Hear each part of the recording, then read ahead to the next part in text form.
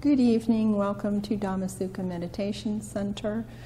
This evening, Bhante Vimalaramsi will be giving the Dhamma talk on the Majjhima Nikaya number 111, the Anupada Sutta, one by one as they occur.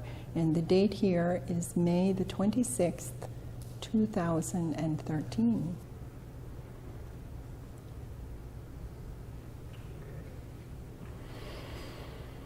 Okay. Thus have I heard on one occasion, the Blessed One was living at Sawati in Jeta's Grove, Anathapindika's Park.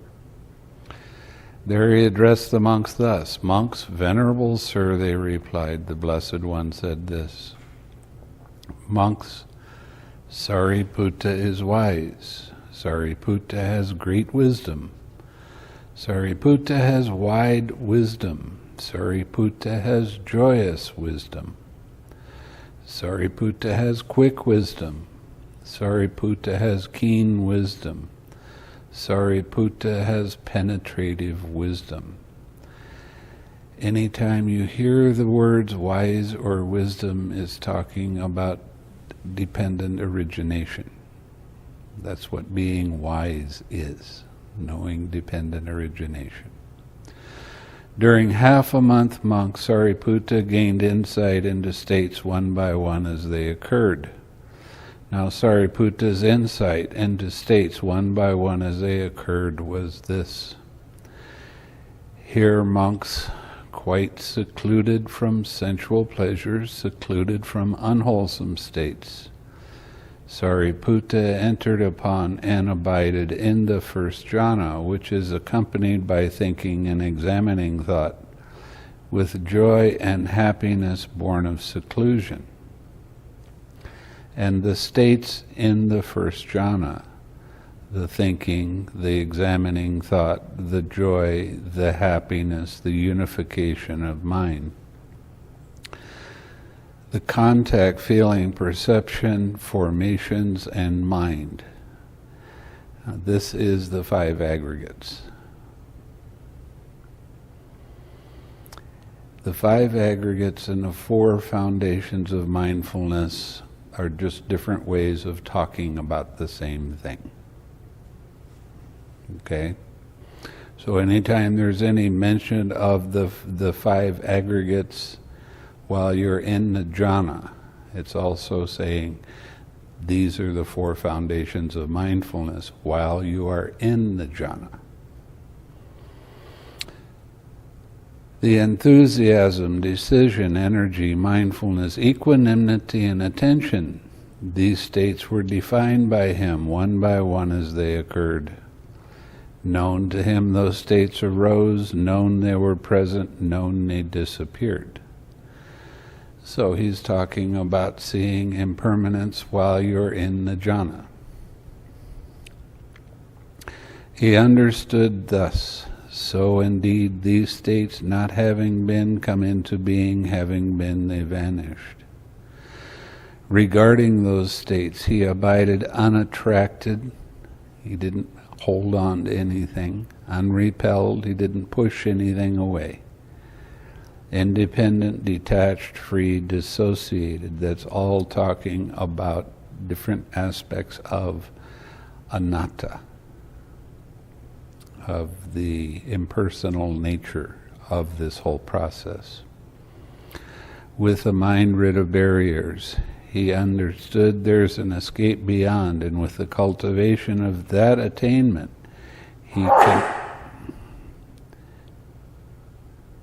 he confirmed that there is.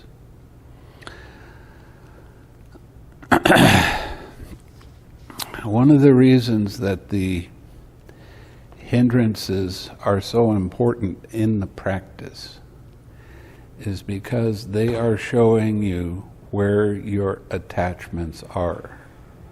They're showing you very clearly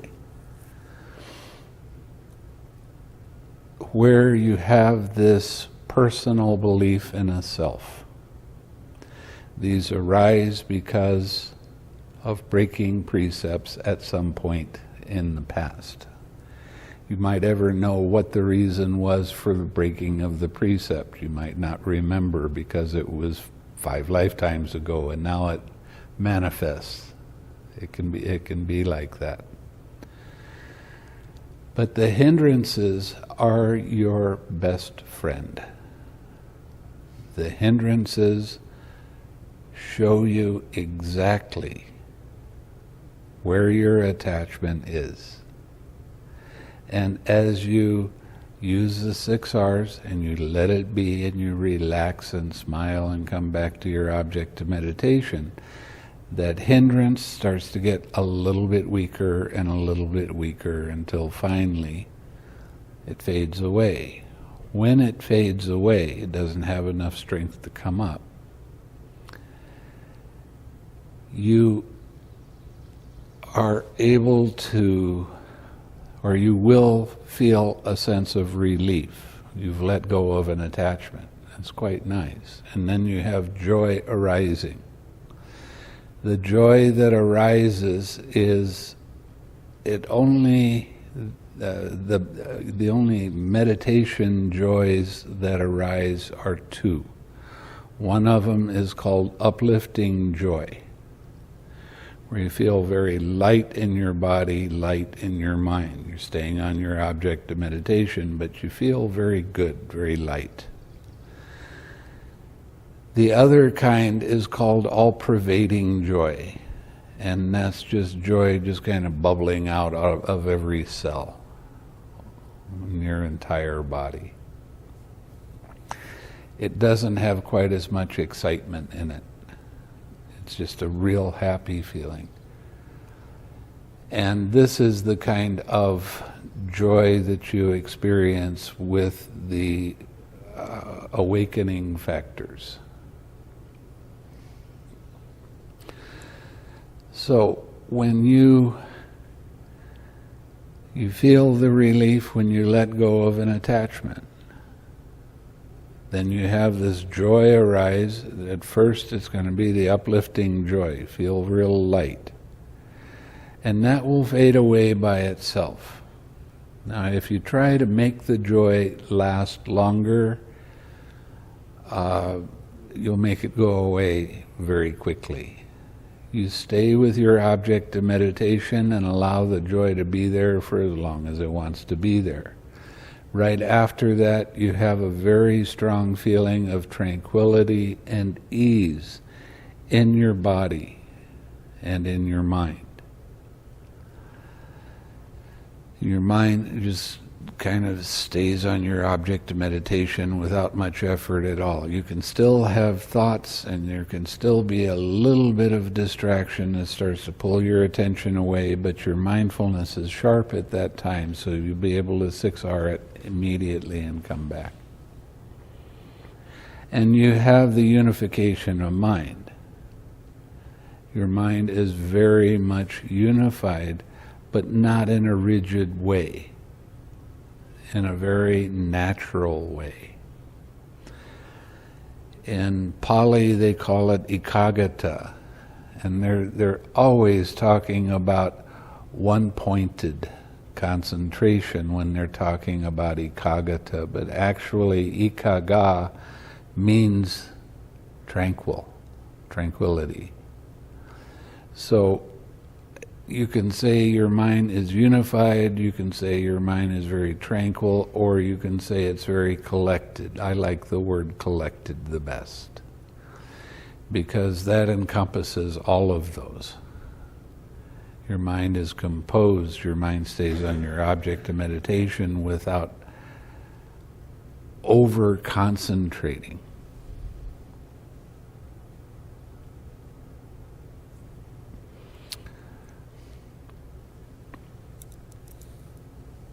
Okay. Again, monks, with the stilling of thinking and examining thought, Sāriputta entered upon and abided in the 2nd jhana, which has self-confidence and stillness of mind without thinking and examining thought. with joy and happiness born of collectedness. When you get to the second jhana is the one, the jhana that's called noble silence, because you let go of the mental verbalizing and your mind becomes very still and at ease. And with that, you start to get confidence, and you start thinking, yeah, I think I know what I'm doing here. This really, it works. It makes sense. So you have a lot of confidence. And that carries over into your daily activities, too. You start to have more confidence in everything that you're doing. The joy you experience is much stronger. And you feel like you're starting to float. Now, in Indonesia, we had 2 people that actually did. They floated. Yeah, we didn't tell you about that one, did we?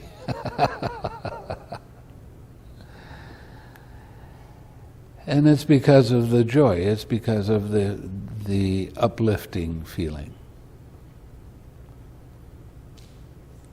When that fades away, you feel the tranquility is stronger. You're able to stay on your object of meditation for a longer period of time. So, it's a real nice state to be in.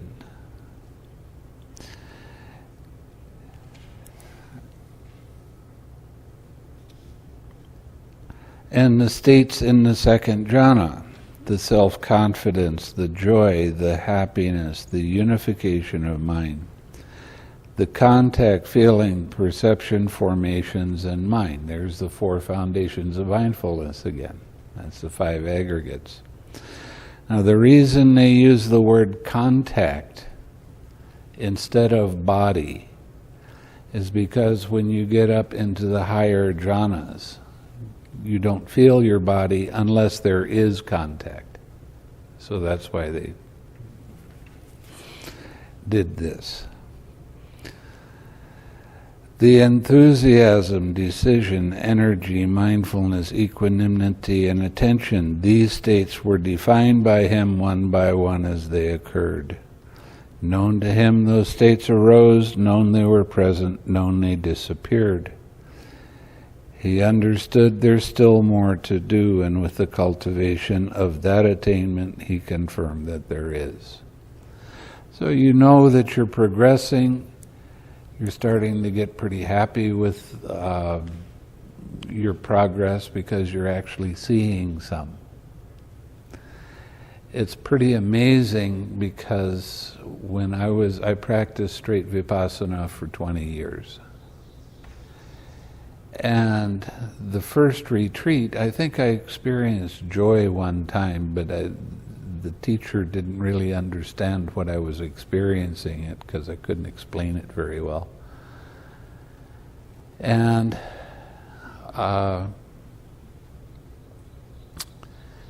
with straight Vipassana, you have a tendency to get very serious with your practice.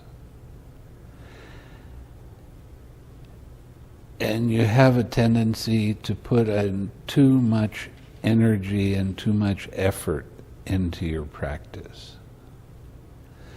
This will all happen very nicely by itself. You don't have to, quote, make it happen. All you have to do is stay on your object of meditation and 6R and keep backing away. Don't push to make anything happen. If you start pushing, you start to get a little restless. When you get restless, then you get frustrated, then you have doubt come up, all of those. So the biggest test for you with the meditation at first is how well you can back away and still watch, without trying to control, without trying to make anything in particular happen. So it gets to be a real interesting practice, because you feel, and in just a couple of days, you feel like you're starting to progress.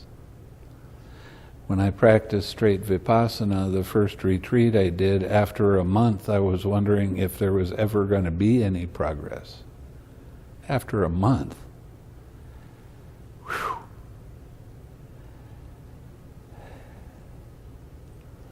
And even to this day, when I go and talk to people that practice straight Vipassana and tell them that in 2 or 3 days they can have real progress, they don't believe it.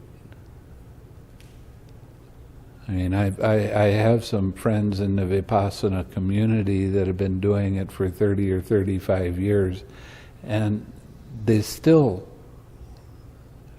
stuck. They've hit a plateau. Every year they do a retreat, sometime a month or so, and they have this preconceived idea of what they're supposed to be experiencing, so that's all they experience.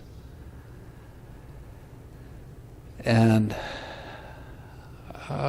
if you were to stay here for a month, I would be hard-pressed to give you any more than I can give you in 2 weeks. It's just you need to do the practice, that's all.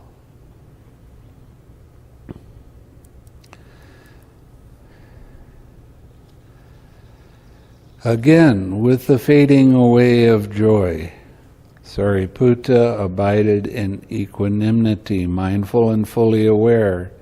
Still feeling happiness with the body, he entered upon and abided in the third jhana, on account of which noble ones announce he has a pleasant abiding, who has equanimity and is mindful. When you get to the third jhana, you don't experience joy anymore. But you feel very comfortable in your mind and in your body. And if there's a sound, it's not going to make your mind shake.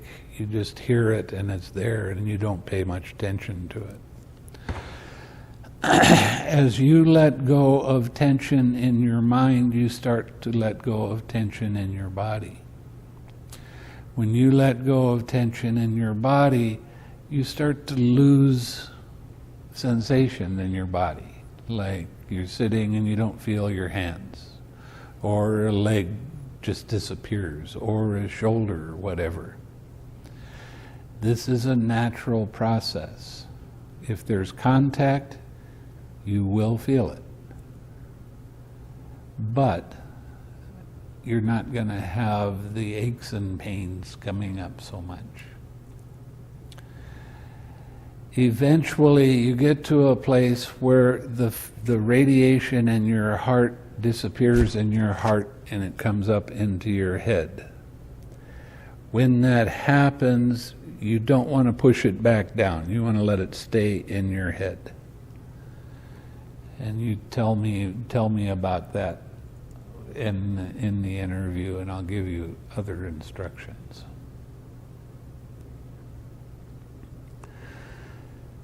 The third jhana is definitely a very nice jhana to be in, because you have full awareness of everything around you. You will hear the clock, but if you don't pay attention to it, it doesn't matter whether it's there or not.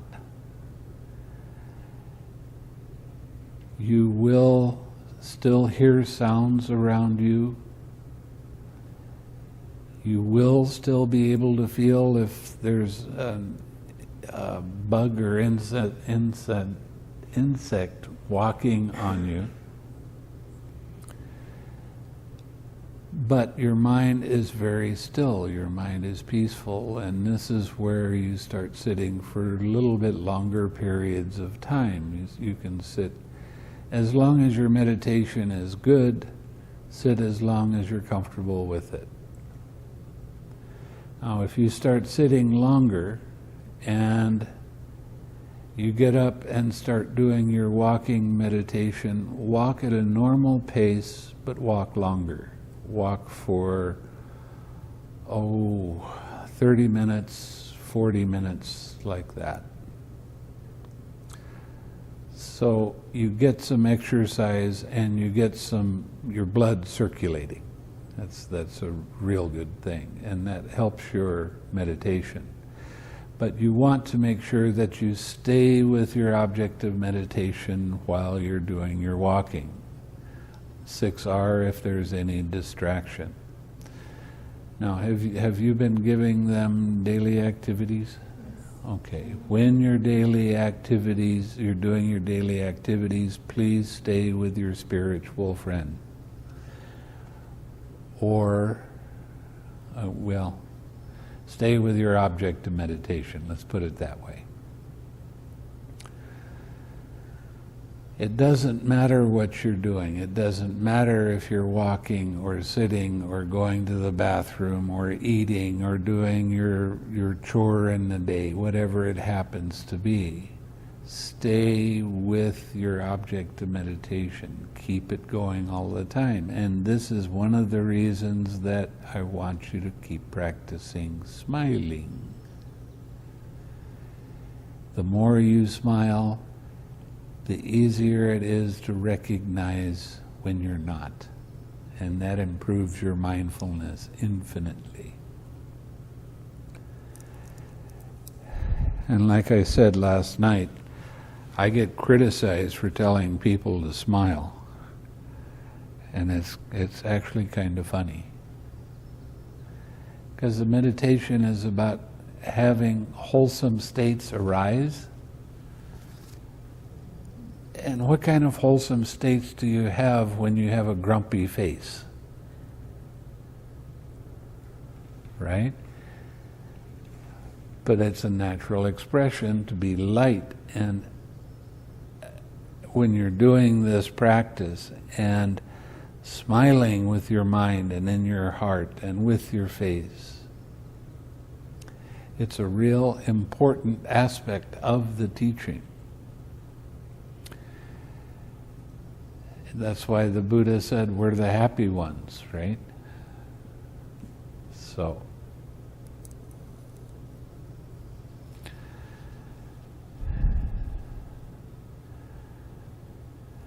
okay. These states were defined by him one by one as they occurred. Known to him, those states arose. Known they were present. Known they disappeared. He understood there's still more to do, and with the cultivation of that attainment, he confirmed that there is. Again, monks, with the abandoning of pleasure and pain, with the previous disappearance of joy and grief, Sāriputta entered upon and abided in the fourth jhana, which has neither pain nor pleasure and purity of mindfulness, due to equanimity. Now, when you get to the fourth jhana, you will not feel your body at all, unless there's contact. And the equanimity that you experience is very strong. Your mind is just... So when you get to the fourth jhana, come and talk to me, and I will change your meditation a little bit. The equanimity, the fourth jhana, there's actually 4 different aspects of the fourth jhana, and these are called the arupa jhanas. And that is, and we'll go over these, that is infinite space, infinite consciousness, nothingness, neither perception nor non-perception.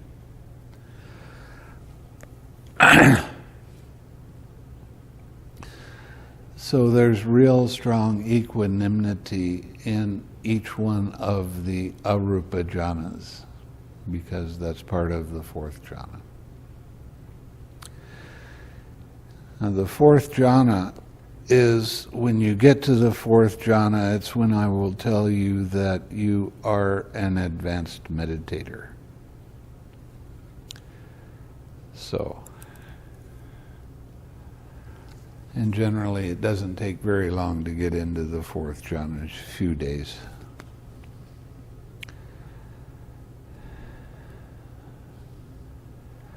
And the states in the fourth jhana, the equanimity, the neither painful nor pleasant feeling, the mental unconcern due to tranquility, the purity of mindfulness, unification of mind, the contact, feeling, perception, formations in mind, the enthusiasm, decision, energy, mindfulness, equanimity, and attention. These states were defined by him one by one as they occurred.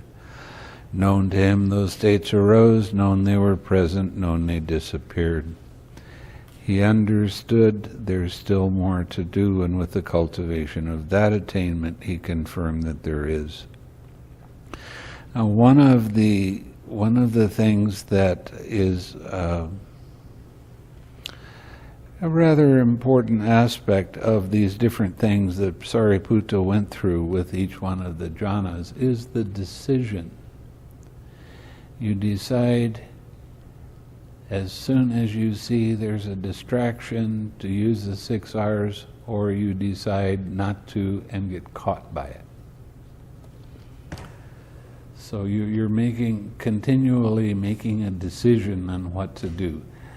A lot of people don't like different aspects of Buddhism because they say there's no free will. But there is free will. You're making a decision. You decide as soon as you recognize that there's a distraction, you decide what to do with it. If the distraction really catches you, then you've decided not to use the 6 R's right then, but to go along with that. Eventually, you'll decide to let go and use the 6 R's so you can come back to your object of meditation. So the decision is a very important part of what you're doing with the meditation. It's a real interesting thing that when we first start doing the meditation and we start getting a little bit cocky, we think we can control things. And you have to let go of the desire to make anything in particular happen. Your job as a meditator is just to observe how mind's attention moves. That's it. Not to make a decision, I want to sit in this jhana or that jhana. That's the fastest way to make your restlessness arise. You don't want to get caught up in that. So it's a real important aspect for you to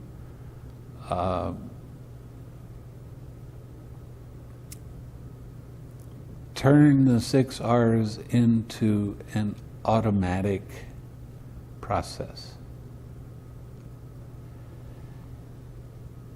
You'll get to a place, you do it so much of the time, you'll get to a place where your mind will it will notice that something's starting to come up, and all of a sudden it's letting go and relaxing and coming back. That's what you want to develop. Do it so much that it becomes an automatic thing.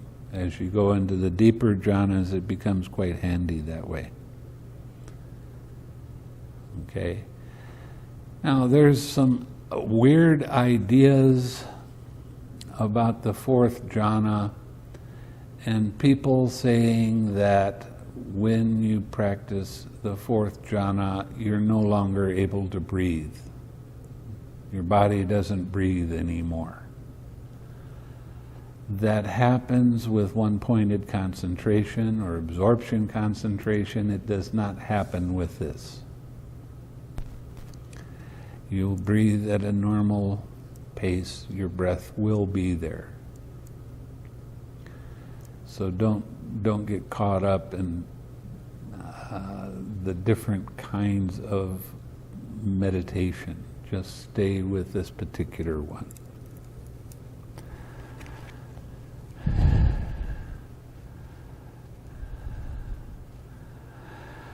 Again, monk, with the complete surmounting of gross perceptions of form, with the disappearance of gross perceptions of sensory impact.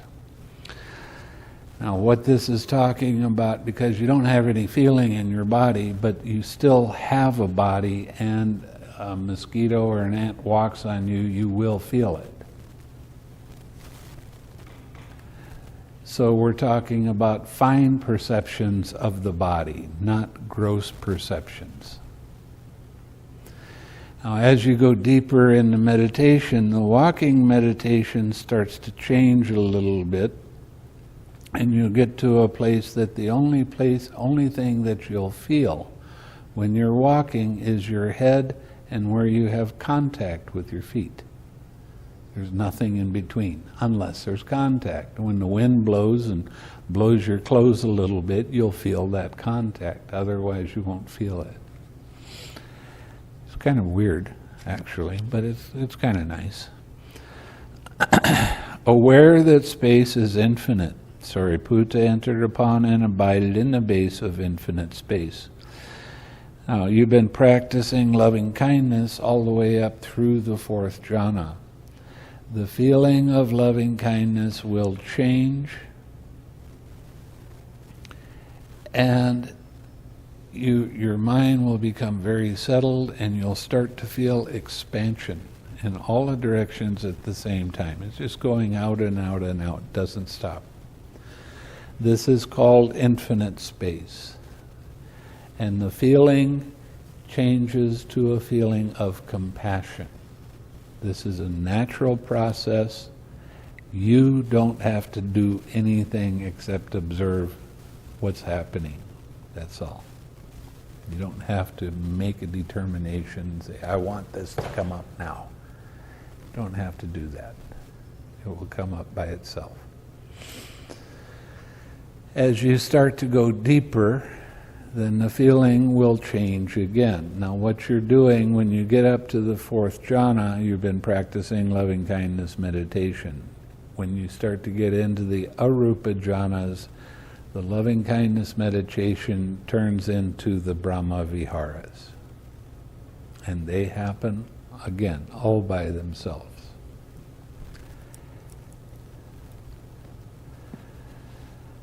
And the states in the base of infinite space, the perception of the base of infinite space and unification of mind, the contact, feeling, perception, formations, and mind. Now you still have the four foundations, even though you're in an arupa jhana.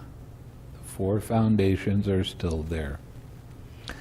The enthusiasm, decision, energy, mindfulness, equanimity, and attention, these states were defined by him one by one as they occurred. Known to him those states arose, known they were present, known they disappeared. He understood there's still more to go, and with the cultivation of that attainment, he confirmed that there is. Again, by completely surmounting the base of infinite space, aware that consciousness is infinite, Sāriputta entered upon and abided in the base of infinite consciousness.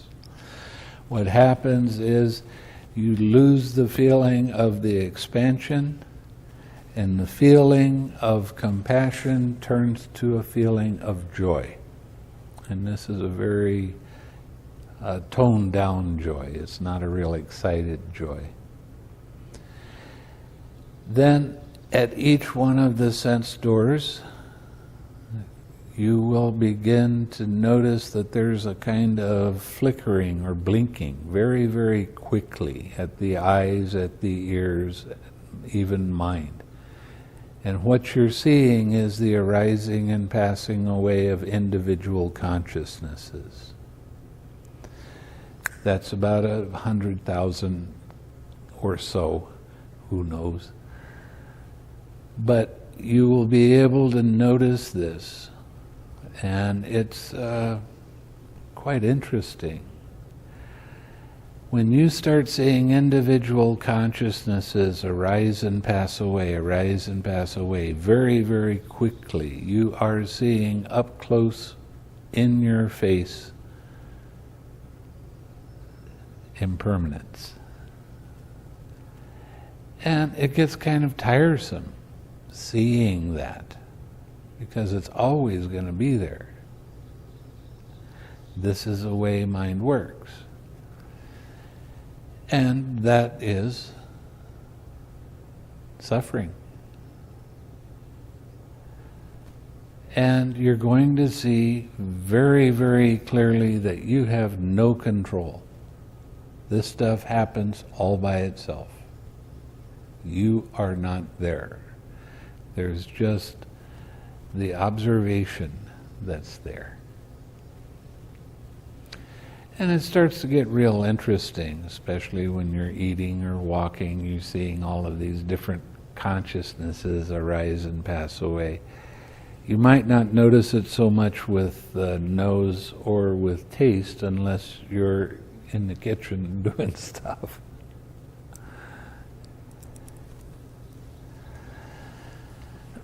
And the states in the base of infinite consciousness, the perception of the base of infinite consciousness and unification of mind. The contact, feeling, perception, formations, and mind. The enthusiasm, decision, energy, mindfulness, equanimity, and attention. These states were defined by him one by one as they occurred. Known to him those states arose, known they were present, known they disappeared. He understood there's still more to do, and with the cultivation of that attainment, he confirmed that there is. Again, monks, by completely surmounting the base of infinite consciousness, aware that there is nothing, Sāriputta entered upon and abided in the base of nothingness. Now, when you're seeing the infinite consciousnesses, and you tell me about seeing those, I'll say, okay, what's happening in between each of those consciousnesses? Tell me what that is.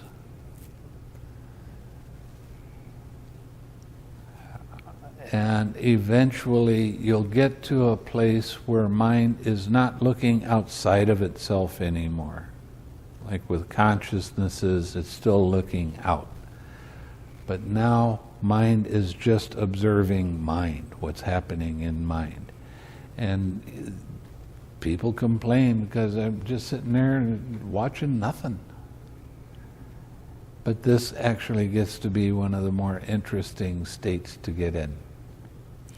When you get to nothingness, the joy will change to very, very strong equanimity. And this is quite interesting. Your object of meditation is equanimity and radiating that to all beings. You don't radiate it, it radiates itself.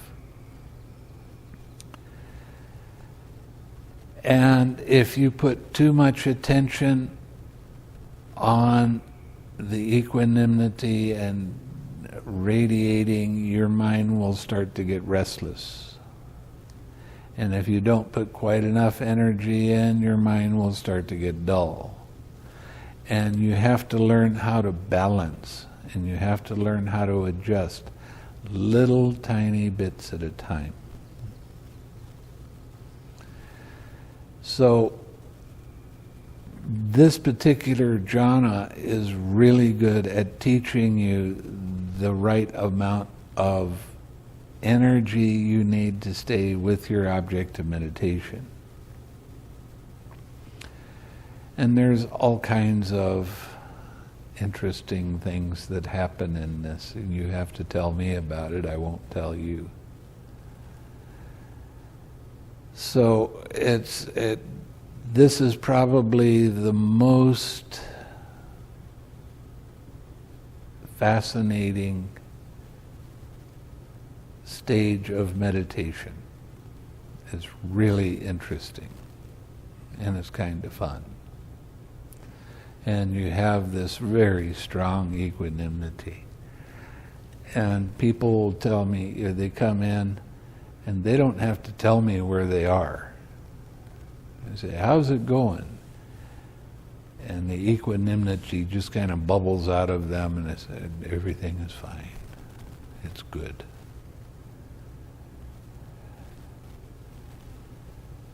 So it's kind of fun doing that.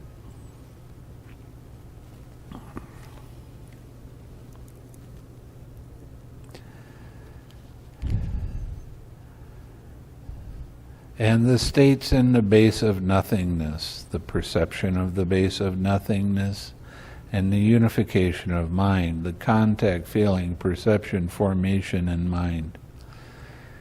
4 foundations of mindfulness are still there. So the 4 foundations of mindfulness will take you through all of the jhanas up to the 7th jhana.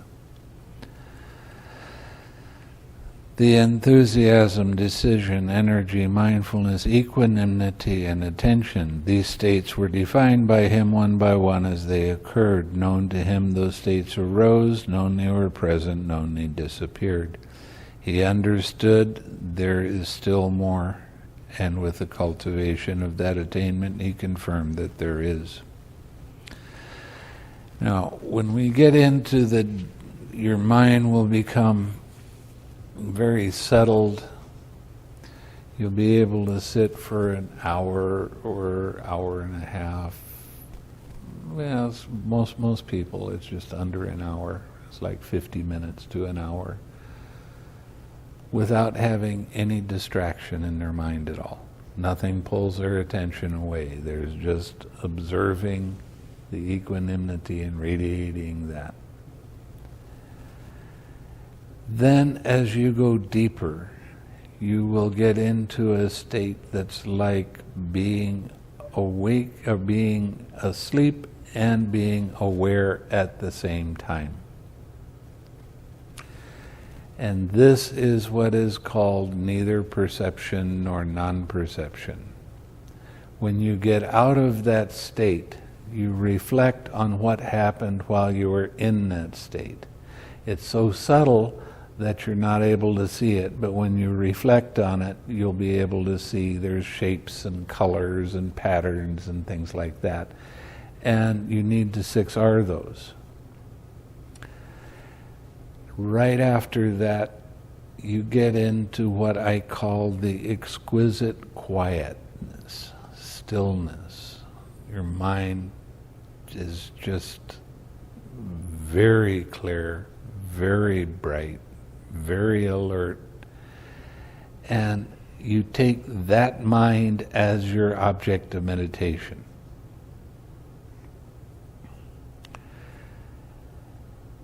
Now there still can be some distractions, but you'll sit for an hour, hour and a half with nothing. There won't be anything arising at all. But then you'll start to notice that there are some little tiny vibrations that happen, and as soon as you see those vibrations, you 6R. Those vibrations are links of dependent origination, and you're seeing them personally. You're seeing them up close. You're seeing them impersonally, I should say.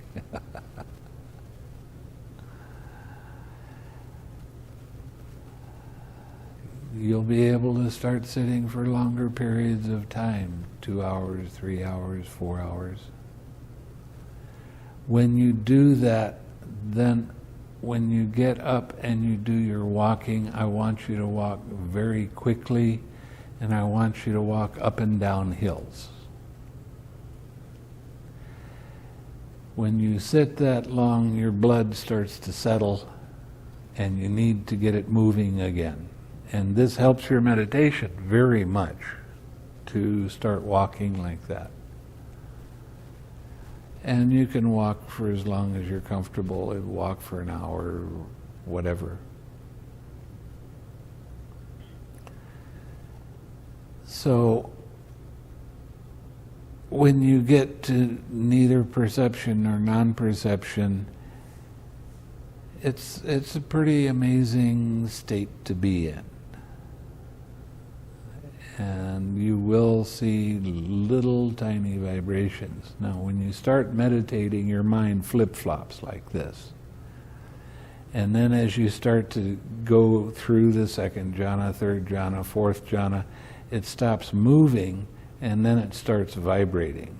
And as you go into the arupa jhanas, the vibration becomes less and less until you can't really tell whether it's there or not. And that's like being aware and asleep at the same time when it first starts happening for you. And when you become familiar with that, then you'll see that your object of meditation is just this exquisite, peaceful, calm mind. And that's your object of meditation. And there's only an occasional little tiny vibration that happens. As soon as you notice that happening, then you 6R that.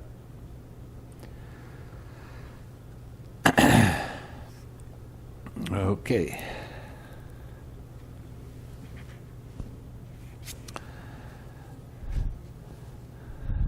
Again, monks, by completely surmounting the base of nothingness, Sāriputta entered upon and abided in the base of neither perception nor non-perception. He emerged mindful from that attainment. Having done so, he contemplated the states that had passed, ceased, and changed. That's what I'm talking about. When you get into that state, when you come out of it, then you start reflecting on what you saw while you were in that and use your 6 R's. So indeed, these states not having been, come into being, having been, they vanished.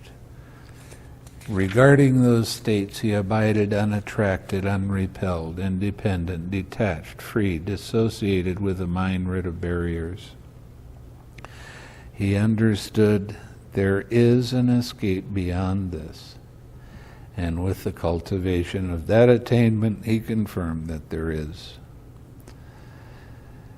Again, monks, by completely surmounting the base of neither perception nor non-perception, Sāriputta entered upon and abided in the cessation of perception and feeling. Just like somebody flipped the lights off. There is no perception, there is no feeling, there is no consciousness at that time. And this is not nibbana, this is still mundane nibbana. This is not the super mundane nibbana yet. When you come out of this state, you will see the links of dependent origination arising and passing away very quickly. And your understanding of that process is so deep and so profound that you get into an unconditioned state because you've let go of all conditioned. All conditions. That means letting go of all of the conditioned states of the links of dependent origination. When you let go of those, then you get into an unconditioned state. You'll be in that for a period of time. When you come out, you will feel a very, very strong sense of relief. And you will feel happy, whether you want to be or not.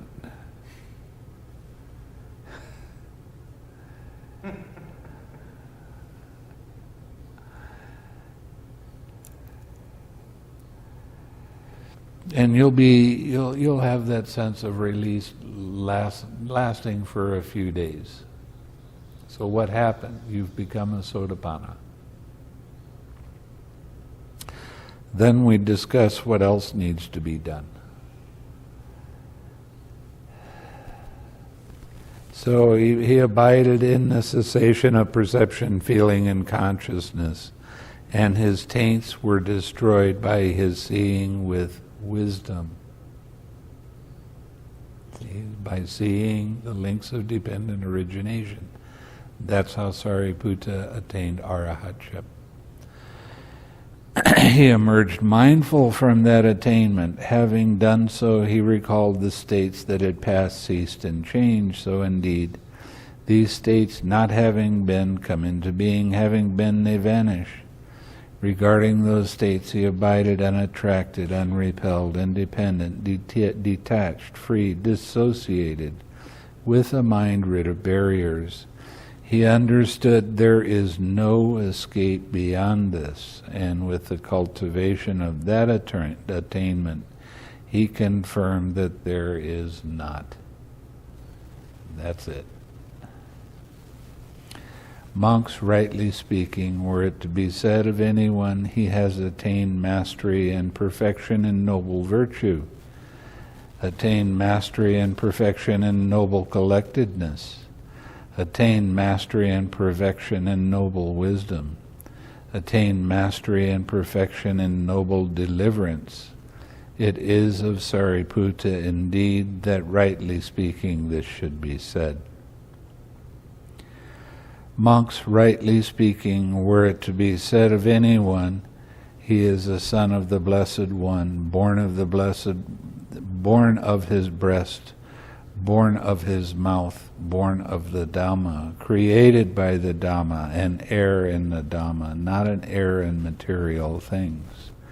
It is of Sāriputta indeed that, rightly speaking, this should be said. Monks, the matchless wheel of Dhamma set rolling by the Tathagata is kept rolling rightly by Sāriputta. That is what the Blessed One said. The monks were satisfied and delighted in the Blessed One's words. So that pretty much lets you know what to expect. How the jhanas, they go from one to another when the timing is right. You can't force them. You don't try to make anything happen. You have to let go of all desires. That little tiny longing. How many years of practice have we done, and you go, I want it. Why isn't it coming? Well, because you're longing. That's why.